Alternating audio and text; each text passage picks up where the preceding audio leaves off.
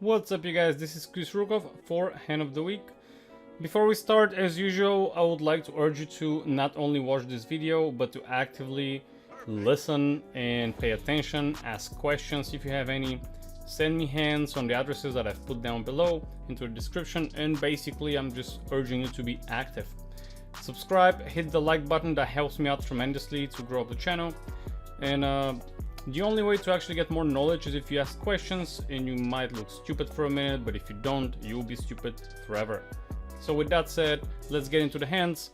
And today I have 13 hands in total, which most likely we're not going to finish today, but the title of this video is Cocky Much, or you know, when we actually start winning a lot. Like, this is a database of a friend of mine who he sent to me, and he said, hey, pick a few hands from here if you find some interesting spots. And I've noticed a lot of hands that he is very cocky. It's 5-0, he's crushing an actually 5-0 limit. As you can see here, he's making 35 big blinds per 100.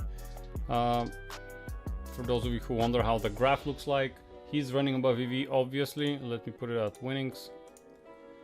But he's very cocky, and now we're gonna see how that cockiness is very awesome when you're running good, and actually it is not awesome because it teaches you the wrong things, and you think that you're gonna run like that forever, but you won't. First hand, we're gonna start with, why do we isolate with 10-9 offsuit versus 2 limpers? It is way weak of a hand. This is a result of running good, smashing and being good and running good, and now you think you're God and you can win every hand all the time. You're gonna see later on, sometimes he is playing flush draws like he knows that they're gonna hit. And I've been there.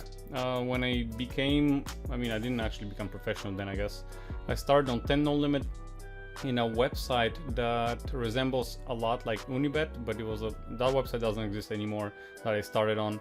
It was in Euro, and the first month, I think, like, from all the flush draws that I had and stacked on the flop, instead of 30% getting there, I got there maybe 60%.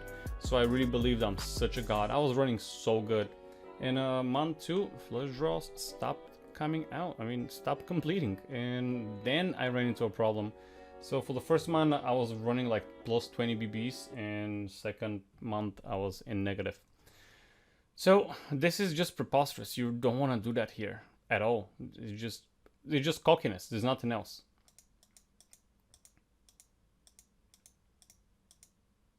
Now here we're calling with a second pair and an open-ended. Now what are we doing here? You know what I mean? It's just, he's counting on the fact that the fish is gonna fold, and we know on those stakes fish generally don't fold, and that's why they're fish, because they don't fold with hands that they should. Like, they see a river or a showdown with a hand that they should have folded on the flop or even pre-flop. And guess what happened? And now what is this here? This is just cockiness. You play like you think that, you play like you know that the river is gonna be completing you the nuts. But guess what? It doesn't happen every time. And I hope this is a video for you that reminds you that, hey, you know, a lot of hands that you played like that did not work out well. So let's see the next hand.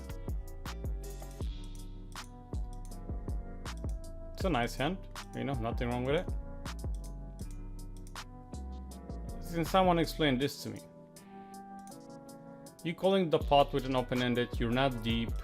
Let's see, maybe I'm mistaken. $6. You have 120 big blinds. And you calling pot. Now pot's gonna cost you 33%. There you go, right here it says 33%. You need that much equity. You don't have immediate equity, 33%. If you're counting on the fact that if a king comes or an 8 comes, you do have the nuts. But then instead of 8 outs, you actually have 6, because 2 of those 8 outs are the king of diamonds and the 8 of diamonds, and that's a bit of a problem. I don't know if you don't see it, but it is a problem.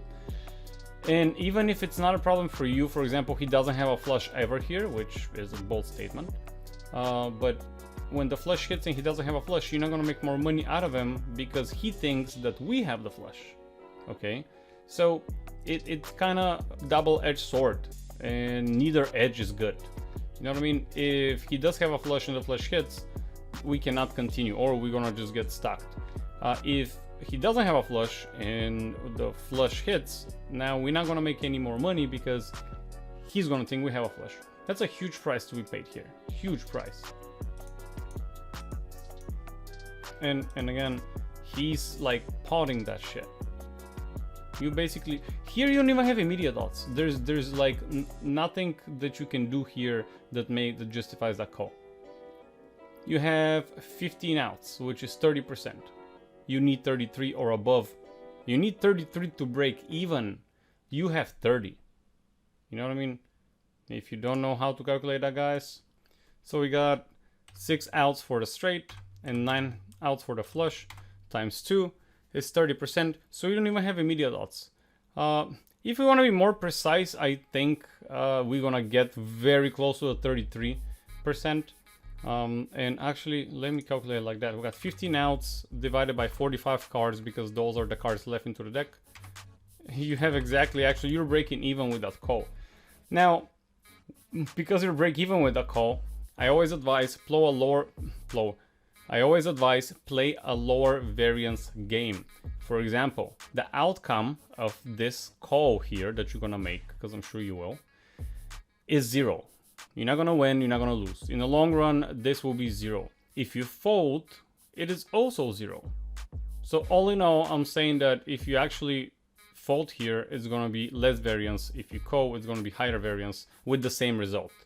But you're gonna experience higher short-term variance. Now, what I'd like you to do is just don't even do this here. That's just too big of a price. You just priced out. And most likely he does have an ace. Oh, he does have a set. So he does play the hand right.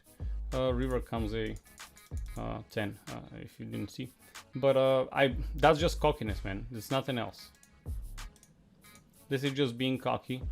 And yeah, I hope this video's kind of help you realize that.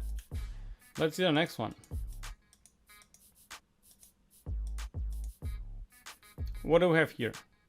He bets half pot, we need 25%. We know that because, I mean, if you're a member of my course, you know that because, you know, I have the cheat sheet there that you just memorize a certain percentage of the pot to how much pot odds that corresponds. If you're not a member yet, there should be a coupon code down below that you can use. And for those of you who are members, there will be a live stream soon that I'm going to start that is totally free of charge. You can just ask me questions there or hands, or we can just hang out for 30 minutes or an hour. Haven't decided yet. But yeah, anyways, you need 25% here. Like, what are you counting on? 2 overcards, we don't know if they actually work for us. A backdoor flush that is just a draw. And a good shot to the queen. I mean, on those levels, I just don't think you need that. And you have the most miracle card ever falling on the turn, you know what I mean? Now it's fine. You know, everything's good. You run into like super awesome run out. That's the best card that can come for you.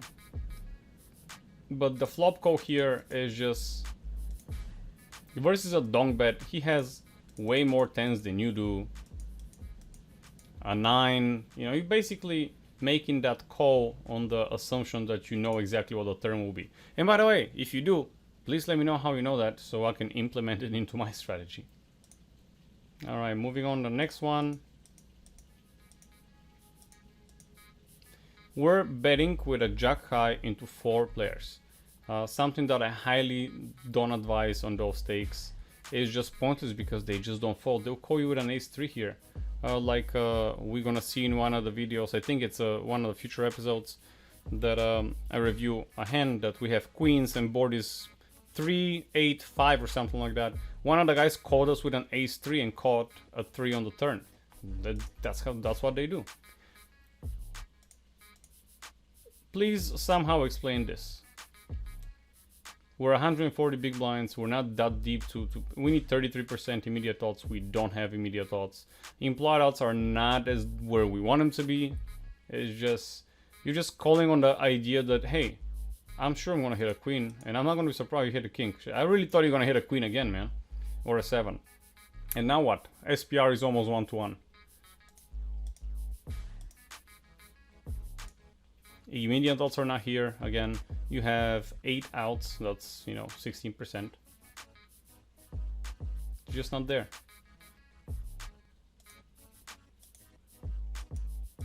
and that was it. That's $4 in the trash. I think we're like over the 10-minute mark already, guys. Yep, we are. So I'm gonna cut it here, and we're gonna continue another episode with this player. Thanks again for watching. Again, please smash the like button, subscribe. When you do that, you help me out a lot. Please smash the like button, guys. I know I'm annoying every time I say that, but you know, every time you smash the like button, you're gonna run way better than you actually used to be. No, I'm just kidding. You're not gonna run way better, but you're gonna help me out tremendously, and you're actually gonna learn more information because I'm gonna put more content, and that's how you're gonna run better. If you're not a course member, you can see the link below with a coupon code. For this code is only for the people who watch YouTube. I don't post it anywhere else. And do send me hands, and if you have any questions, leave a comment, and that's that. Good luck on the table, guys. I'll see you next time.